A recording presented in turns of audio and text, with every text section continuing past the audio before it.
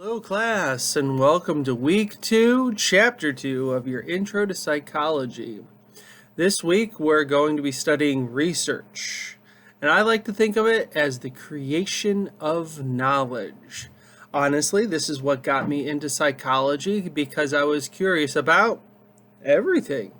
And lo and behold, there's this weird and crazy and mystical method known as research methods that you can do these systematic steps and figure out and potentially get an answer. And I want you to kind of think about this as an important part of psychology. We normally don't. We usually think of therapy and treatment, but actually figuring out what's going on in the mind is particularly important.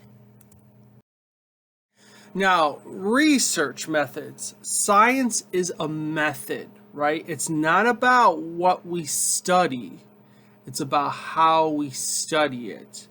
If you ever taken a history course and they talked about the era of enlightenment or the era of science, right? All of a sudden we developed the systematic method for studying things and answering our questions. Okay, we want to explain the world. Lofty goals, lofty goals.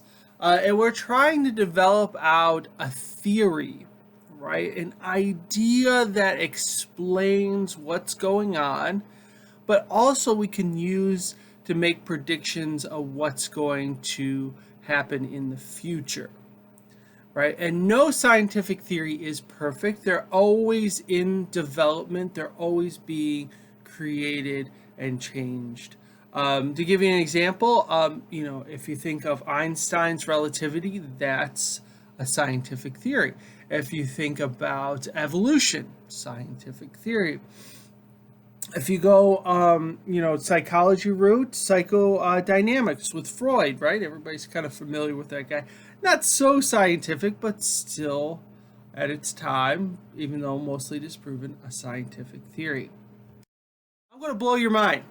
Get ready. Head's going to explode. Boom! Here's something you probably kind of knew, but wasn't really expressed. And a lot of times, students don't really get exposed to this idea until, say, graduate school. But I'm going to give it to you, but I'm going to take you through it, right? One phrase. There is no facts in science, right? We can have facts in our life, right? Like, your eyes are blue, I live here, my mother is this person, so on and so forth. But in science is all based upon theories that are based upon extensive research and our understanding at the time. Let me give you an example. So here's a big debate about evolution versus natural creation or intelligent design, right? Did we evolve like Darwin's saying, or was there an intelligent creator, aka God, right? So this is what Cobb County's Board of Education stuck on a biology textbook, right? This textbook contains material on evolution. Evolution is a theory, not a fact regarding the opinion of living things. This material should be approached with an open mind. Study carefully and critically consider. Seems reasonable, right? I told you there's no facts in science, only theory. The Supreme Court made Cobb County remove this from the textbook. Why? Well, because everything in science is a theory, not just evolution. So they were unduly singling out one scientific theory, right? Darwin, yes, theory, right? But so is mathematics. Yeah, you don't think about this, but what you study in algebra and other those are theories about how numbers work together. So at its very core, this label would need to be on every textbook about every subject. And the Supreme Court says, nah, Cobb County. Okay. I'm going to blow your mind. Next step. You ready? Deep breath. Take a look at some of these facts, right? When I was a kid, I had 9 planets in my solar system. You guys, boom, you only got 8. What happened? What happened? You say, well, didn't you hear? You gotta pay attention, kids. Pluto blew up! Kaboom! No, Pluto didn't blow up. Pluto's still there. Nothing happened to Pluto. Pluto didn't change. It didn't gain weight. It didn't lose weight. It didn't shift its position anywhere. But why isn't Pluto a planet anymore? Really simple. Because what a planet is a classification system based upon a theory of what a planet is. And the theory and our understanding about what a planet is changed. And bada bing, bada boom, Pluto didn't fit that category anymore, and it was out. Right? You think about gravity. Isaac Newton, right? Things fall down. No, there's no such thing as gravity. It's all warping of time and space. Thanks to Einstein, right?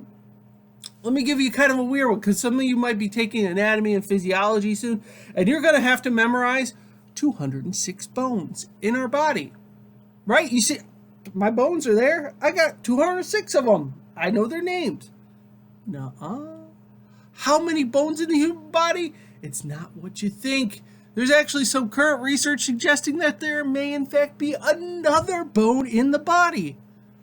What happened? Did somebody sneak in the middle of the night and stick an extra bone in us?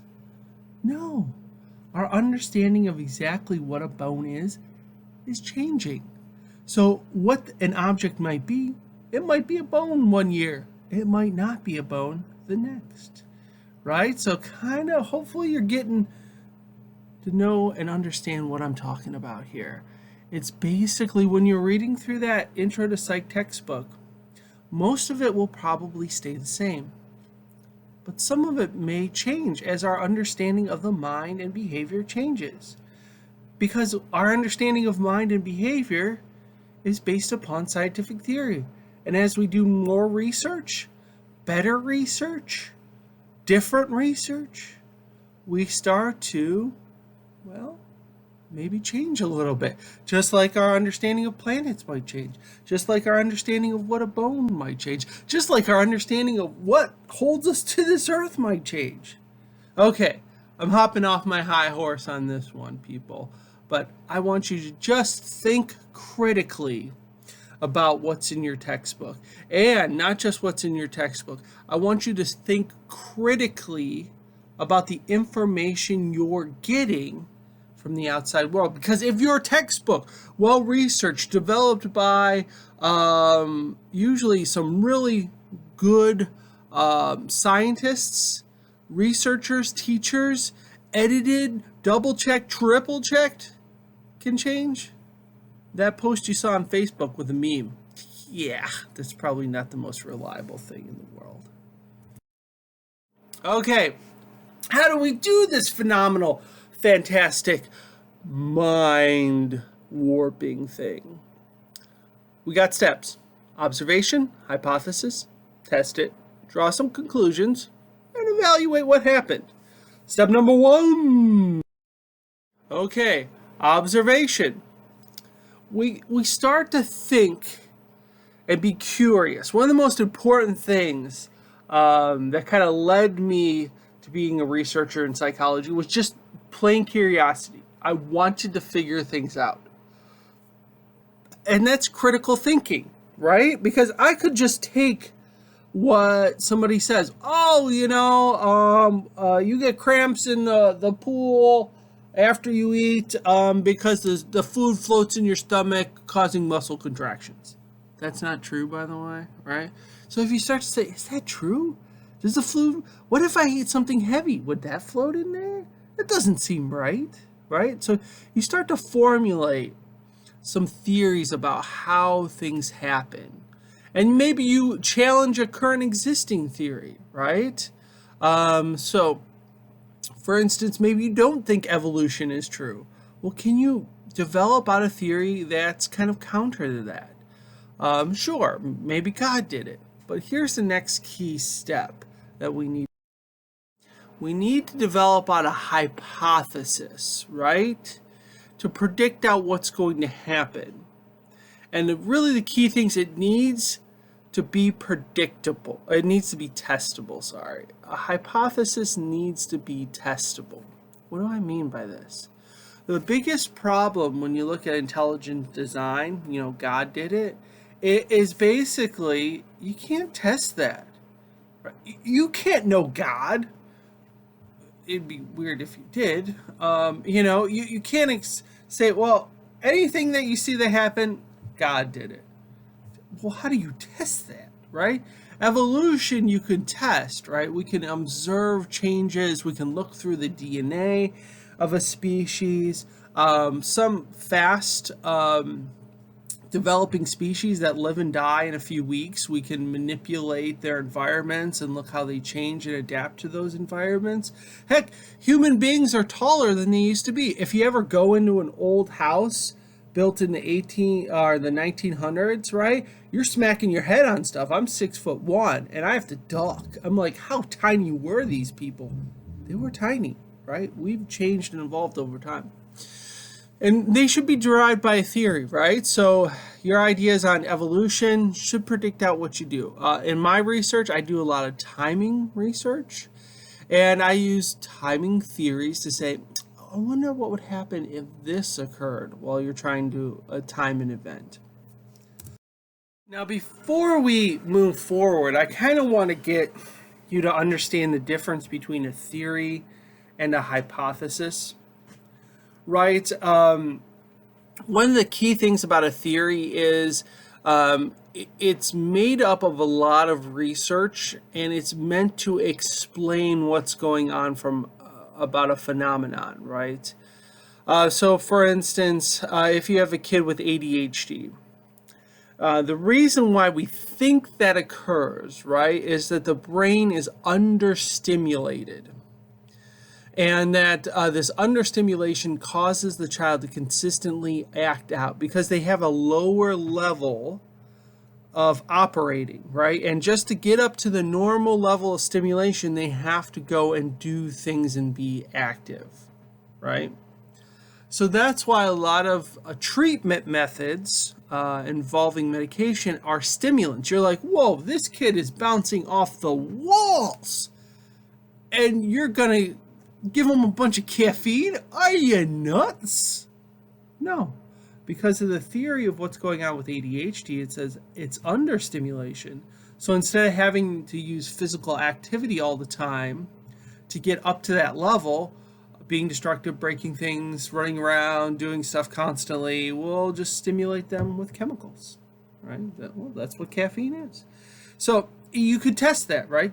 If you think, go see a therapist if you're worried about this. But oftentimes therapists will say, well, if you're thinking about your kid might have ADHD, let's give them some caffeine. You're like, really? Yeah. Give them a cup of tea, a couple cans of soda before they go to school. Let's do that for a week and see what happens before we kind of reach out to more potent medications. And it's testable. We can test that out.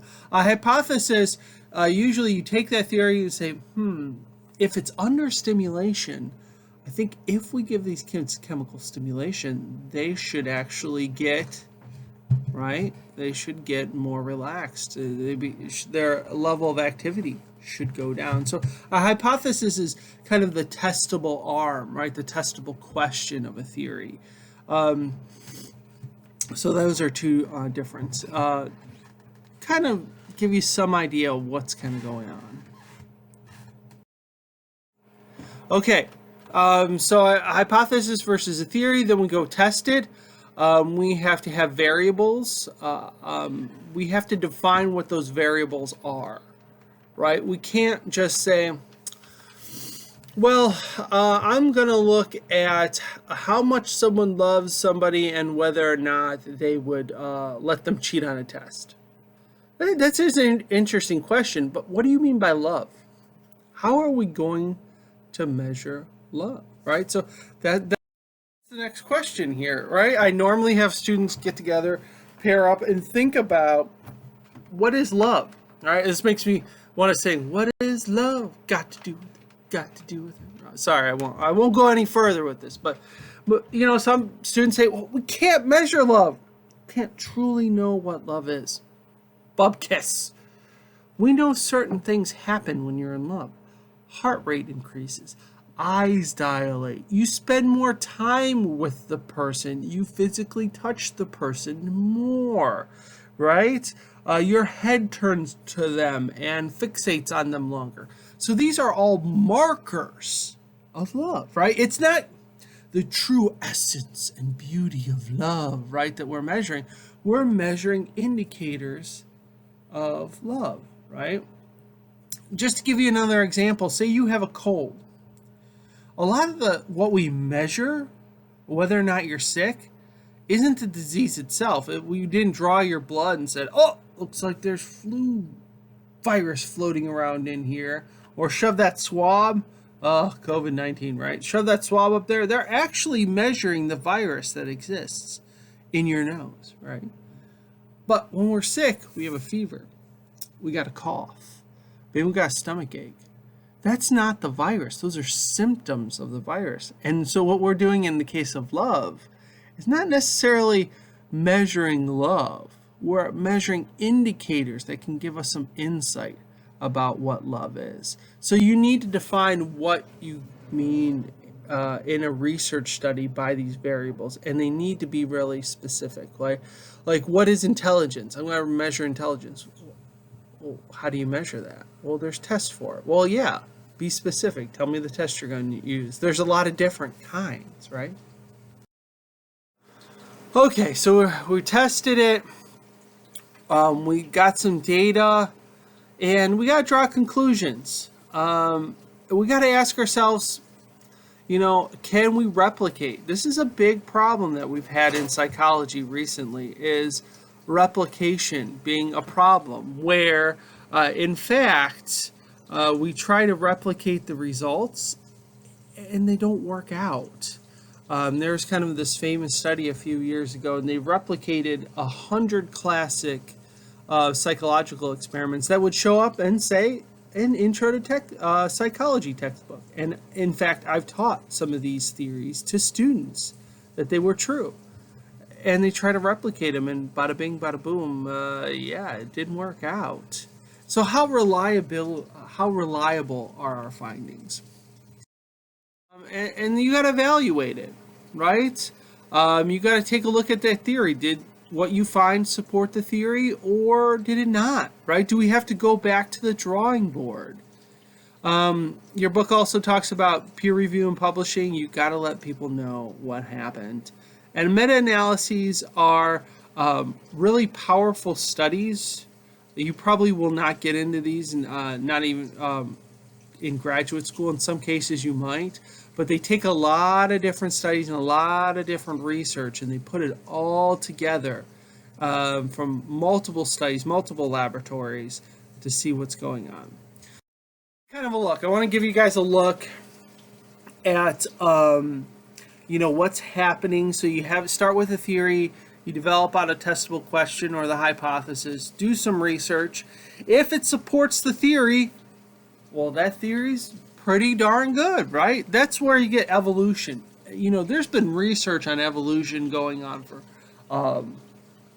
decades and decades and decades. Oh, it's going to be almost 100 years now, and pretty consistently that research has supported evolution, right? To give you an example, right? DNA, which was founded by Watson and Crick, some debate that too. Take a look and Google that. But that might not have supported evolution, but it does. We're finding evolutionary markers in our DNA. So the confidence in the theory could go down if it's not supported, and you could discard the theory. Or you can go back and revise it. Say, well, it doesn't seem to happen in this condition or this condition, or if you don't control for this thing, it doesn't happen. Normally, it's very hard to discard a theory. Think about it. If I'm a researcher and I've been researching something for 20 years of my career, and all of a sudden some kid comes along and disproves what I've been studying for 20 years, I'm not going to go back down lightly.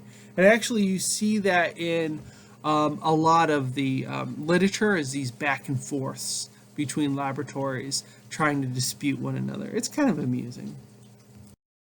Okay, and I kind of hinted at this. One of the problems that we're seeing in psychology, right, is our ability to replicate these findings. And it really comes to what's called the file drawer phenomenon. In psychology and in most sciences, you only publish what is significant, right? So if I study something and I find something interesting, I'll write a paper, I'll get published. That's good for my career as a professor. But what if I don't find something? I swear up and down and I throw the paper into and the research into file drawer and I try to do some more research, right? I don't tell people about it. And that's one of the problems that we're facing, that there's a lot of people researching stuff and only those who find evidence get published. Those that find and refute what's going on, they don't get published. Also, sample size is an issue, variability. So some people will do a study on 40 people and say, oh, that relates to everybody. Or there's cases where they study 3 people and say, oh, that seems to be the way it is. You got to be careful about this. Psychology is trying to do better. I will tell you that. It isn't been like, oh, who cares? No, they're taking this very seriously. Okay, let's kind of get into how we start to do research. And one of the beginning places we normally start, unless there's a lot of research behind it already, is descriptive research. And the goal of descriptive research is just to say, hey, what do we see here? You know, can we gather some data on this interesting, new, different phenomenon? So, for instance, this year we had the census, right? I filled out a census form. I said, what race am I? How old am I? How many people in my household? All this kind of basic information. And the reason why we do this is so we can know who are the Americans. Who are we, right? So that's an example of a survey, and we're kind of work through these different types. But the census isn't trying to say, well, poor people are less educated, or this is related to that. They're just trying to say, what is going on here? Who are Americans? So we'll look at observation, survey and interview, and case study. So, and keep in mind, it doesn't answer the question why something is happening. We're just trying to figure out what is there, and then maybe we can start to draw some conclusions as to why later on, right? You got to start at the beginning and just figure out what you're looking at. Okay, you could start with observation. If you have Netflix, and most of us do, or you can borrow your buddy's Netflix. I literally just watched this movie, My Teacher the Octopus or something like that on Netflix. It's really good and sad, and I was like, I never thought I'd really like an octopus. But what you get from that documentary is observation, right? He went out and he observed and watched this octopus, right? Same thing with Jane Goodall, if you ever heard of her, and the Gorillas in the Mist. You go and you observe what's going on. It's minimally artificial, it's easy to set up, and I actually have developmental students that do this. I mean, granted, we have COVID, so they'll go out and they'll watch a parent-child interaction. Now, you gotta be careful, right? So the octopus guy, this is one of the problems and why it's not real research, is he's obtrusive, right? He interacts with the subject. It's no longer in its natural environment, it's interacting with him. And actually, some of my students are intrusive when they observe parent-child interactions, right? They'll be staring at the parent. They'll be too close. It'll freak people out. I've literally had to send them out with letters saying, hey, listen, this is my student. He was doing research. He's not a weird, freakish stalker, right? Observer bias. we have our biases and we kind of project those onto who we're observing. Like, stick is good tool. You don't know what that monkey's thinking. And a lot of times when students report back of the parent-child interaction, they'll say, well, the mother was angry at the child and was yelling, blah, blah, blah, blah, blah. You don't know that. You don't know if they're, angry or not, because you're doing a lot of inferences, right? You're basing what's going on based upon your own biases. Maybe that's just how they communicate, right? Maybe in some households you just yell at each other to communicate, and you didn't grow up with that, so you're like, oh, yelling means angry.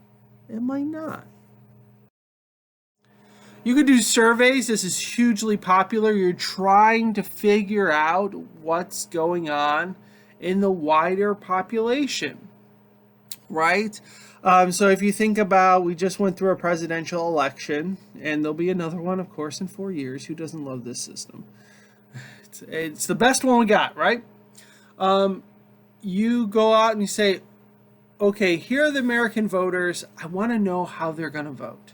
You can't survey every single American voter. There's just too many of them. So what you got to do is you got to sample a smaller population of them, right? And you could do this through structured interviews. You can go out and talk to the man on the street or woman, right?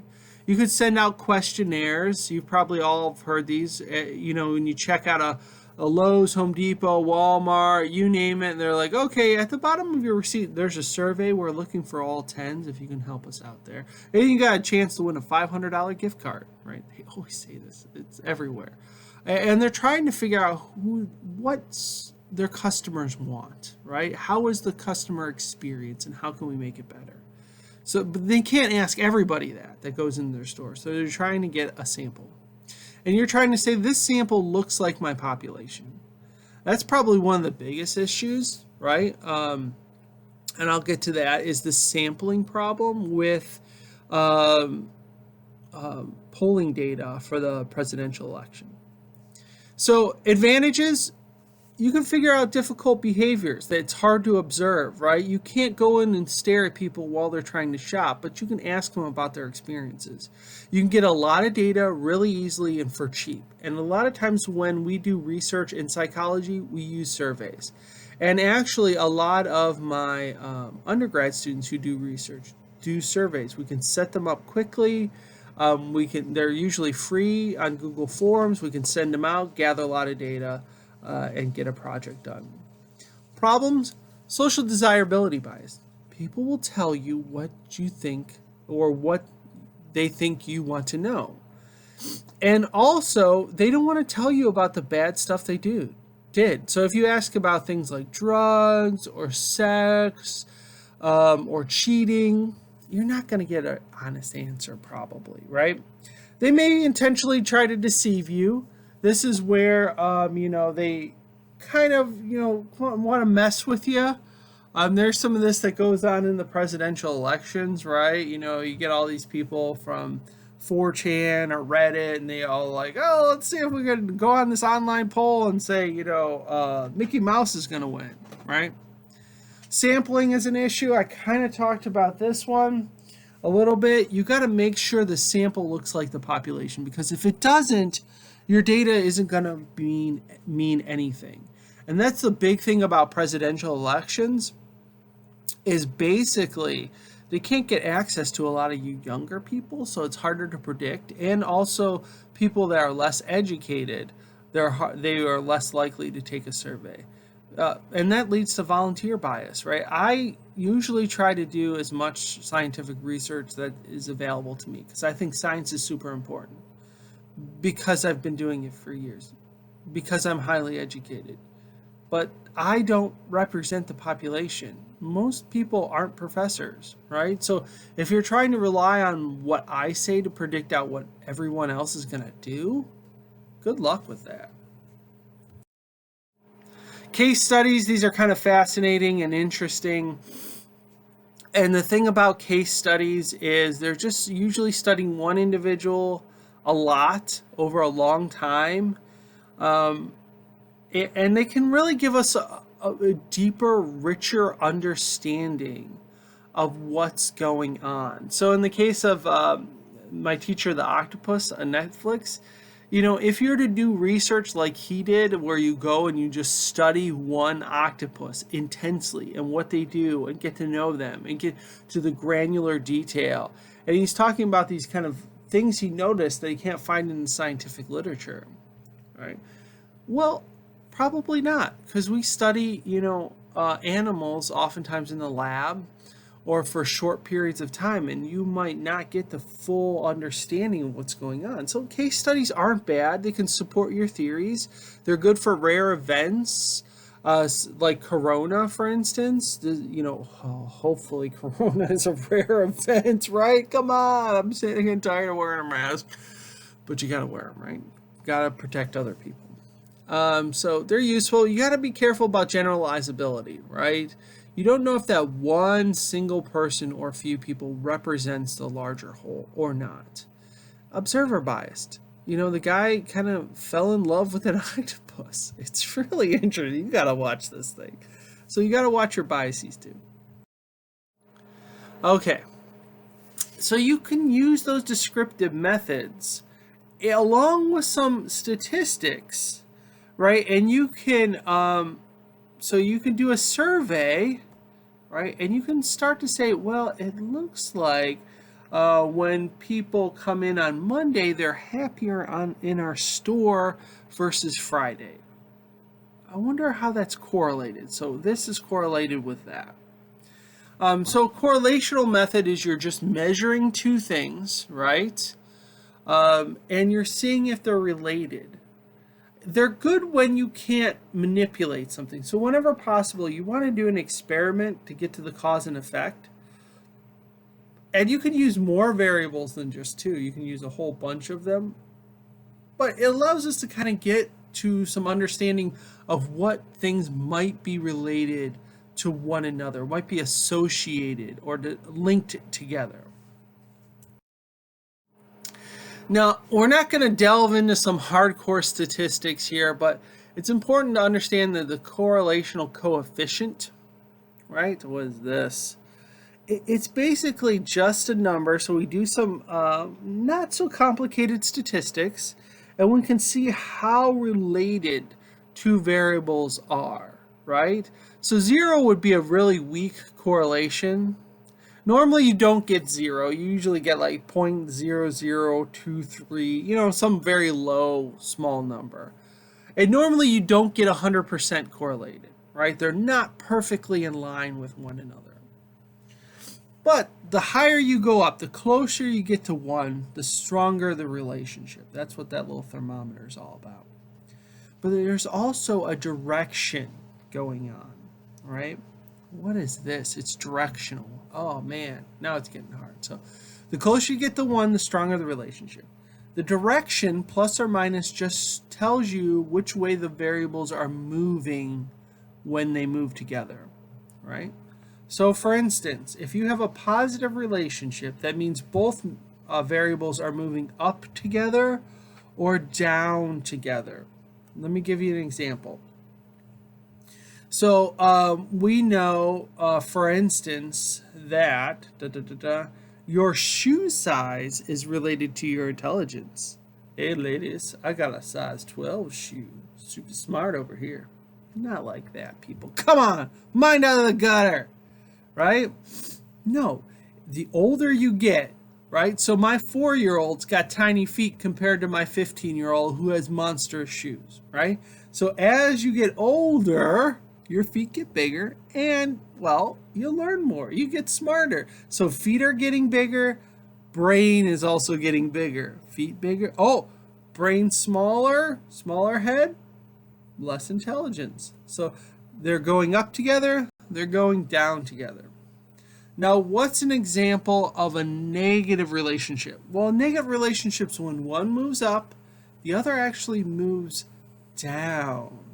Right? It moves down. So one goes up, the other goes down. So for instance, we know older individuals have a harder time adapting, right? It's called fluid intelligence to new information and new methods.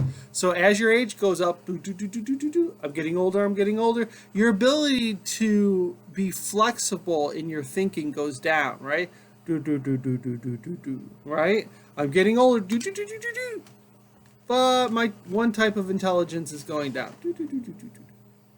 So just be aware. Here's some more examples to kind of look at. If you ever wonder why colleges make you take SATs or ACTs, is because they actually predict out your first year GPA, right?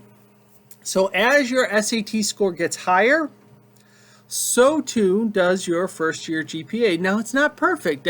That line shows a perfect relationship. But if you can see that one dot in the upper left-hand corner, that guy only broke 1,000, but his GPA is different, decent. You know, he's doing a good job.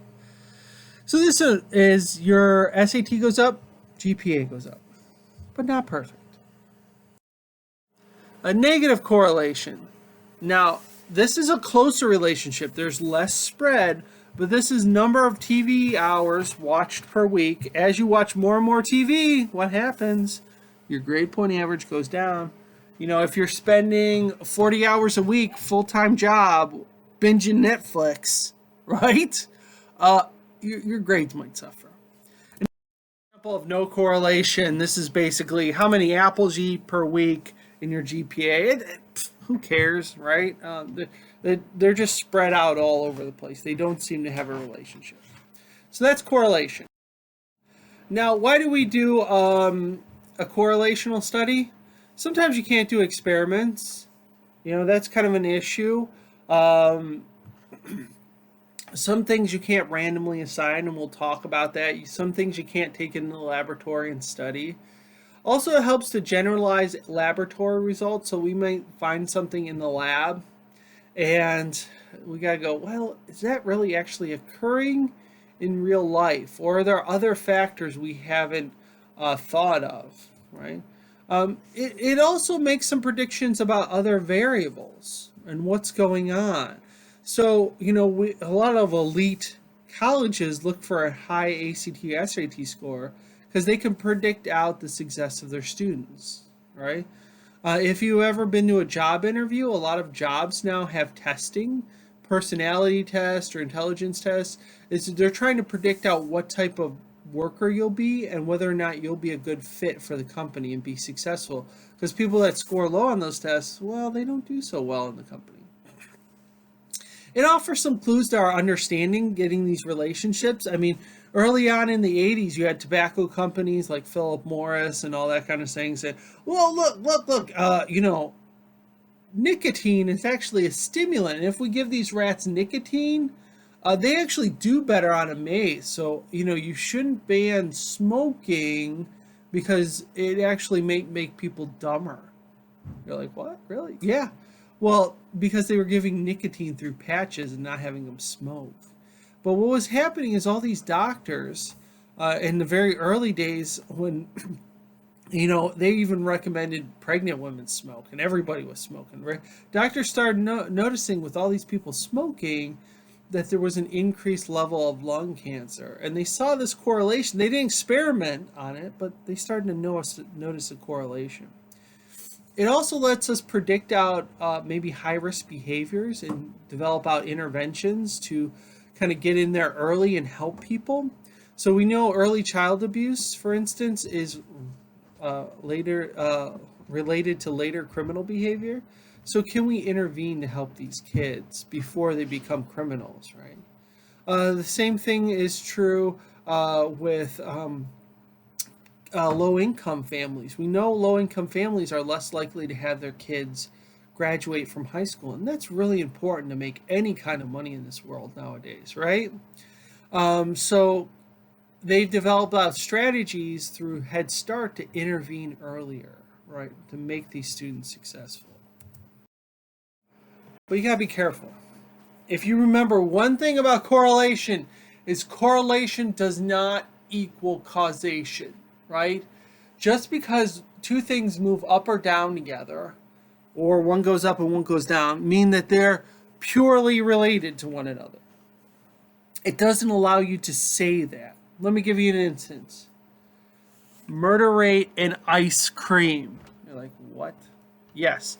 The more ice cream a population eats, the more they will kill each other, right?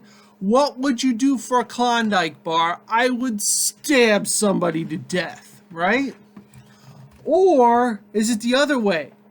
I've been killing so many people, I'm sweating up a storm and I can use a nice malted milkshake, right? No. Think about it. When do you eat ice cream? When do a lot of people eat ice cream? In the summer. Summer's when most murders happen. We get outside, we interact with each other, and unfortunately we kill each other. And plus, it's really hard to stab somebody with a parka, right? You can't move your arms, those big mittens, right? How you gonna even pull the trigger? I digress, right? But you gotta be careful. You can't say one thing is related to the other thing, but then they cause each other. You gotta stay away from the cause. They can be related, but there could be something else.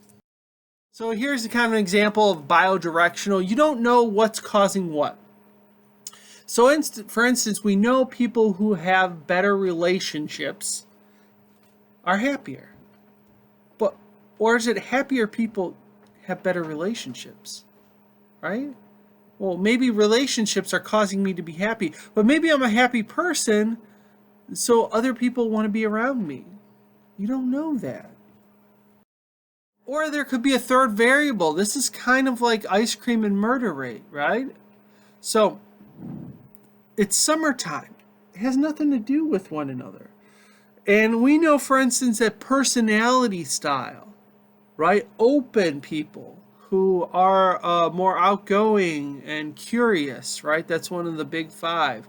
If you're more outgoing and engaging, you're going to have better relationships and you're going to be happier. It might not just be relationships causing happiness and happiness causing relationships. It's this third personality trait that's causing both of them. Kind of like summer is causing people to, go outside and murder and eat ice cream. Okay, this is the gold standard. Whenever possible, you want to do some research. You want to manipulate and change the variables so you can say, I've kept everything the same. Everything's the same. And I changed this one thing. And this seemed to happen. So this change must have caused this to happen. And we have some labels for these. A lot of students get confused, but the independent variables, what we change. The dependent variables, what we measure. Right? So maybe I think students have problem with time management. Right? I can, manipulate and see if a planner, maybe if I gave you a planner, you'd be able to, manage your time better, write things down. So I give one group a planner, give the other group a nice book to read, right? And then I measure their GPA. So the independent variable in this case is the planner or not, right? And the dependent variable is their GPA. Kind of a simple setup for an experiment. You get some participants. You need to use random assignment. This is important because random assignment, no, not perfect. It allows you to kind of make sure you're not accidentally putting all the smart people in one group and dumb people in the other group. Or you're putting all the rich people in one area because you went to one area and gathered data and then went to a poor area and gathered additional data. So you got to do random assignment. Normally we need a control group and we need an experimental group, right? So if you're keeping up with the vaccine, so this COVID vaccine thing, they gave people some vaccine. Boom, shot in the arm. But they also gave people a shot in the arm, but it was just salt water. Right? Usually. And the reason why you do this is you can say, well, it looks like the control group got COVID a lot more than the experimental group. and it looks like that vaccine's successful. And then you measure that. The dependent variable in the vaccine case is, well, how many people got COVID in that group, right? Existence of COVID. Okay, we can also have a technique called quasi-experimental. This is when you can't randomly assign things, but you also want to look at the effect. So for instance, I can't assign you gender. I can't go and assign you a bunch of money or education or a certain neighborhood you were brought up in, but I can look at the data. I can say, maybe people brought up in this neighborhood are more successful than this neighborhood, right? Natural experiments, these are kind of just one-off experiments that just kind of randomly happen. To give you an example, in the early years of our country, the government would just give people land, right? We had nothing but land through a lottery, and they would just randomly pick out people and give them, a couple acres of land if they wanted it. You got to, put your name in the drawing. This wasn't really an experiment. We didn't do that, but it just naturally occurred, and we can look and see, well, what happened to those people that got the land? What actually happened to their families long term, right? Did the additional 10 acres, maybe $10,000, for instance, change them? You got to be careful. You can't draw strong conclusions that you can from experiments, but they're pretty good. You got to be careful of validity. External validity is basically, is this related to the real world, right? Pretty simple. I find something in the lab. Does it happen out there? And there's always these experiments where, we gave this rat a hormone and the rat lost, half its body weight. This overweight, obese rat suddenly became skinny. And then the media picks up on it, and they're like, oh my God, they're going to have this new injectable, and we're all going to be skinny and beautiful. And it never happens. Why? Because rats aren't people, right? So you got to be careful. Just because you find something in the lab doesn't mean you find it outside. Internal validity is important. You got to make sure that what you're doing and what you're changing is correct. To give you an example, this happened to me when I first started graduate school. I ran an experiment in the first part of the semester. So in the first few weeks, I was running an experiment. And then later, after I analyzed some data, I ran the second part of the experiment later that semester, so towards the end. And the thing you need to know is a lot of big universities make intro to psych kids take some kind of experimental experience. So you have to do so many experiments. Here's my problem. The data for the first experiment was wonderful. It looked really good and what I expected. The second experiment was garbage. It was like all over the place. I didn't know what was going on. I was checking my apparandi. I was looking at the programs, and I go to my advisor. I'm like, I don't know what's going on. You gotta help me. And I walk him through everything, and he just sits back and smiles at me. I'm like, what? Why are you smiling at me? He's like, all the good students come in early and get all this out of the way so they don't have to worry about finals and papers and trying to take all these experimental credits. And when you ran your second experiment, look at the data. That was all the bad kids. Literally, they would just sit there and press the button as fast as possible just to get out of the experiment so they can go finish their paper that they've been putting off to the last minute. And I'm like, oh, right? I didn't think about that.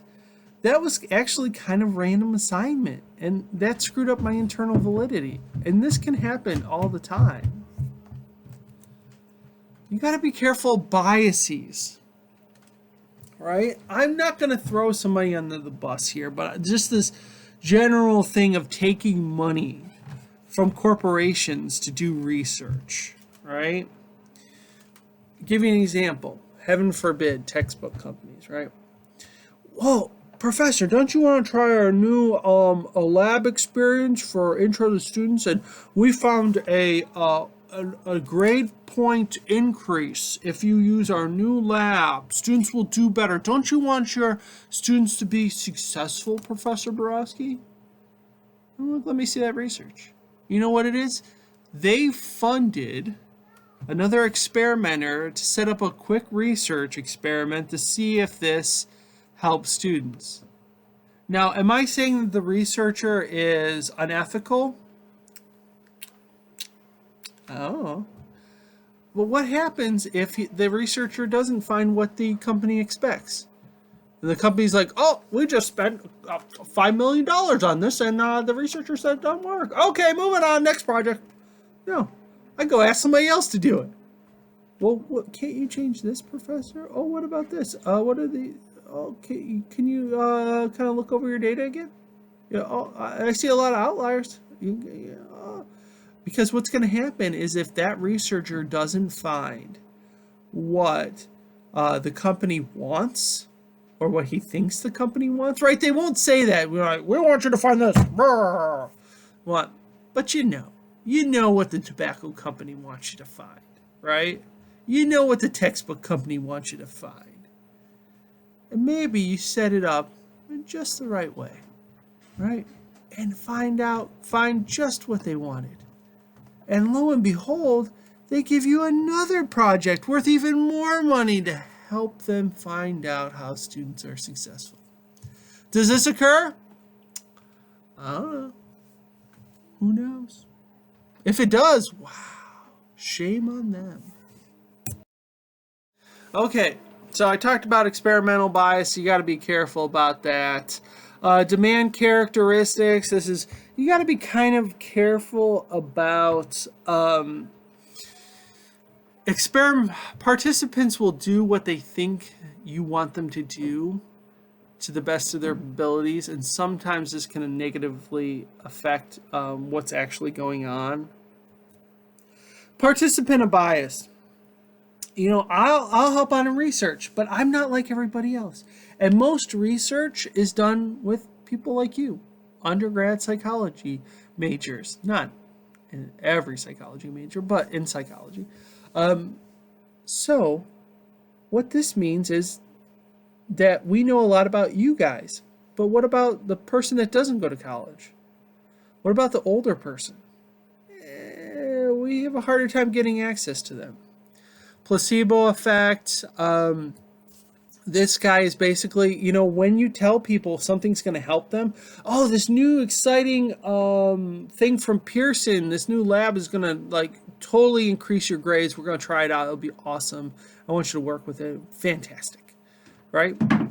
Oh, yeah, it is going to help me. Right? It's going to be, that's why they give you a sugar pill. It's, in these double-blind experiments. They got to shoot somebody in the arm with saline and give somebody else the vaccine and not tell them what they're going to get. And even the doctor doesn't know because he could influence them. Who knows what you got, right? And that's what a lot of medical research has to do is these double-blind trials. Okay, we need to be ethical as researchers, right? One of the biggest things we need to understand is that participants have rights. They need to be able to say, no, I don't want to do this study. And I, in fact, can drop out at any time. You can't force me to do this, right? This was not always the way of doing things, but the APA, the American Psychological Society, has these guidelines, right? The participant has to know what they're getting themselves into. Informed consent. It's not just, oh yeah, I agree to do this. No, listen, this is what we're doing. This is the risks. You can say no. You got to walk them through this, right? To make sure they understand what's going on. They have to, confidentiality. You got to keep that stuff, no names, right? You got to remove the names. Debriefing, you got to walk them through what they went through and why, and you got to be careful about deception. Deception, we can do it, but it has to be no other choice, right? deception will work. Now, I want you to know that most institutions, even ours, right, has an institutional review board. And they review research by me and the students before it's done. So my colleagues can say, hey, listen, I think Professor Borowski is like a nut job, and what he's doing is dangerous to people. He shouldn't be able to do it, right? That's important. But I want you to know something.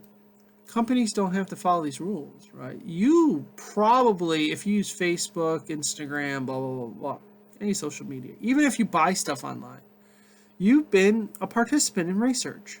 These companies will test out different websites, different feeds, change the feed up to see if you'll stay engaged longer. They don't have to abide by these same rules. And, a lot of times throughout history, people haven't done these key things, right? You think of the syphilis studies on the Tuskegee Airmen, right? What? You never heard about that?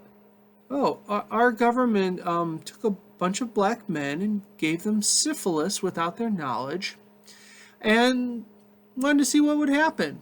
What about the cure for syphilis? Oh, yeah, even though there was a cure for syphilis, they never gave it to them.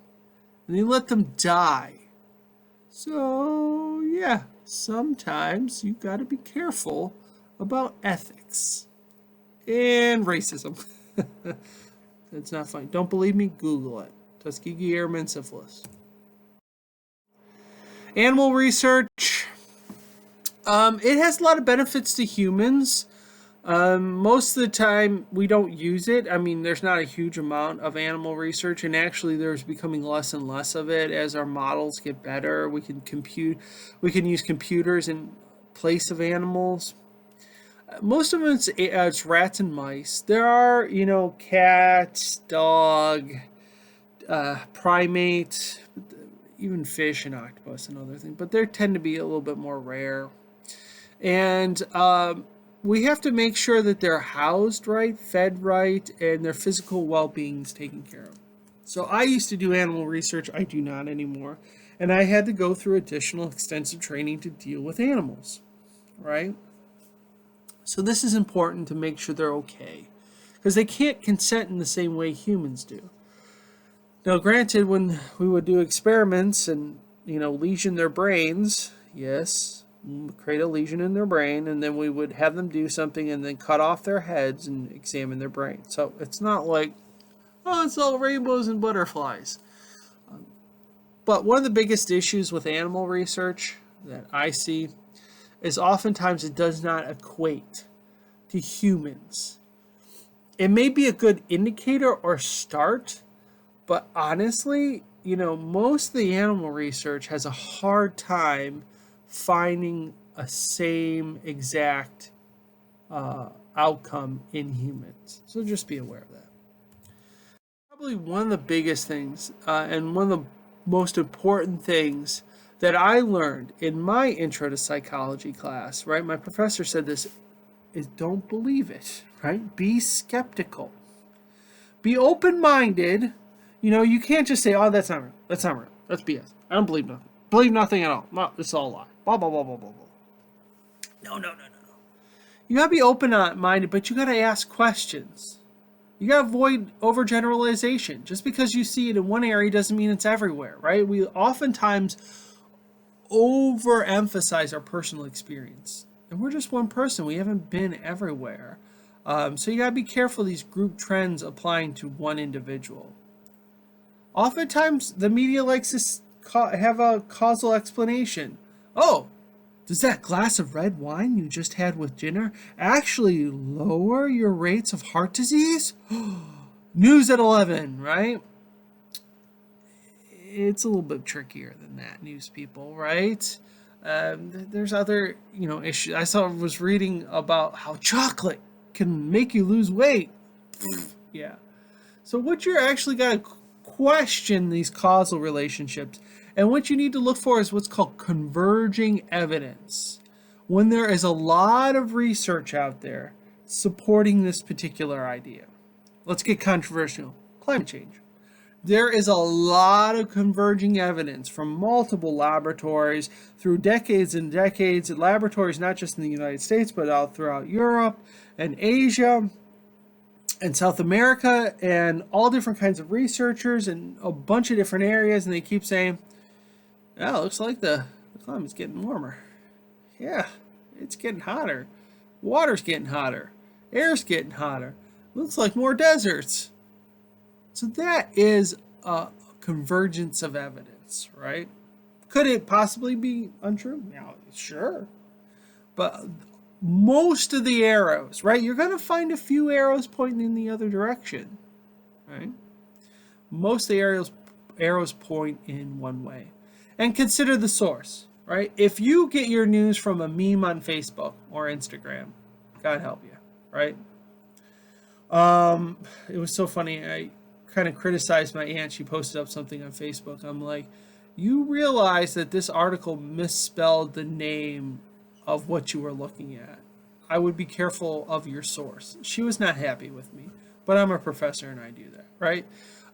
So how legitimate is your source, right? If your source is consistently saying one thing no matter what the conditions over and over again, and other sources are all saying the opposite, maybe you got to investigate. You got to figure it out. Because here's the truth. Here's something interesting. When I was your age, I didn't have Google.